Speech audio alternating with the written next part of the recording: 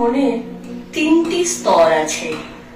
সবার উপরে যে স্তরটি রয়েছে সে এক বৃদ্ধ মন, যে মন চেতন ও অবচেতন মনের চাহিদার ভারসাম্য রাখতে না পেরে ক্লান্ত, অবসন্ন, বা এক কথায় বলা যায় নেগেটিভ।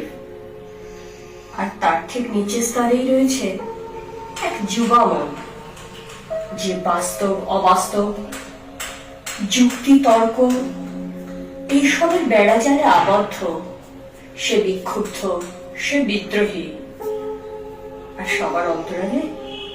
সবার অন্তরালে রয়েছে ছোট্ট এক শিশু মন, যে নিরপেক্ষ, যে সুন্দর, যে আনন্দময়। তার নাগাল আমরা সহজে পাই না, তাই তার নাগাল পেতে আমরা করব গোল্ডেন বল মেডিটেশন বা সেন্টারিং এক্সারসাইজ।